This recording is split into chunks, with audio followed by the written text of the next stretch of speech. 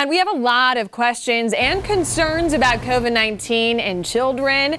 And joining us live tonight is Dr. David Brancati with Emergency MD. Thank you so much for being here late with us, Dr. Brancati. I'm glad to be here. And we do want to get to the first question tonight. So are COVID symptoms in children the same as adults? And how can you tell if it's really the coronavirus or maybe something else like an allergy? Right. It's really a yes and a no answer to that. So symptoms in children can be almost identical, or there can be no symptoms whatsoever. We are dealing with that in our practice. We've had several children who have absolutely no symptoms for the entire 14 days that they might be quarantined because they have a family member, and yet their COVID swabs are coming back positive.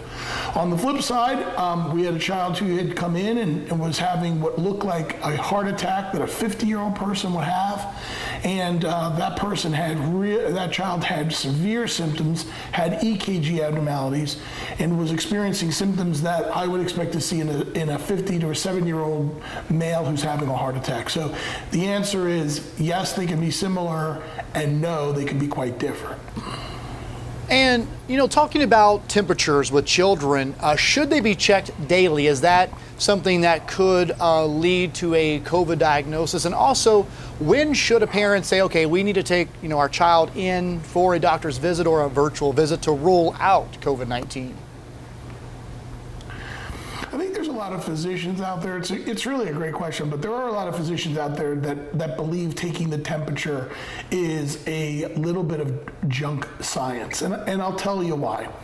The incubation period on COVID is not an hour. So if you check your child's temperature and they are positive, I can assure you that they're already COVID positive, and they've had COVID and they're a carrier for several days prior to that, at least, before they mount the fever. So I think it's one tool in the toolbox, but overall it's probably one of the weaker tools that we have, just because at the point where you mount that fever, it's already probably been too late, especially if it's a Friday and the child's been in school all week. On the flip side of it is, if it's a Monday or a Tuesday and it's the first day back to school, then there could be a benefit in taking a temperature if over the last 3, 4, 5 days of incubation, the child hasn't exposed anybody at school. So again, unfortunately, it's kind of a yes and no question, but I think most physicians think it's one of the weaker tools that we have. Now, many kids are not used to wearing a mask for, let's say, an entire school day. So any advice you have for parents and students about wearing a mask and maybe some other hygiene tips for kids when they go back to school? Absolutely. I think it's a great question. I have both professional experience and personal experience. I have an 8-year-old and 11-year-old, and we're in the Greenville County, one's in the Greenville County school system, and one of them's in a private school system. And they're different ages. And I'll tell you, the conversation with the 11-year-old is quite different than the conversation is with the 8-year-old. It's estimated that adults touch their face sometimes 50 times a day, even in the best circumstances.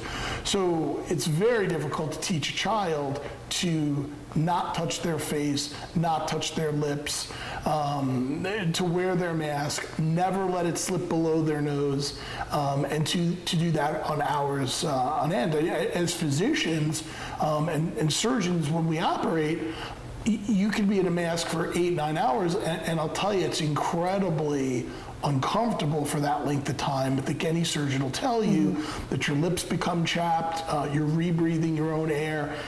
It's definitely a very uncomfortable process, and when you're a medical student, we spend an entire day on practicing how to put a mask on, put a gown on, and then not break sterile field. In other words, not touch your gown or touch your face while you're operating. And it takes quite a bit of training, and it's hard for medical students to do. So as you can imagine, even an 8-year-old son, a daughter, and an 11-year-old son of a physician, they're challenged with it as well. Yeah, it's got to be tough, but important, of course. Thank you for this insight tonight, Dr. Brancati. We appreciate it.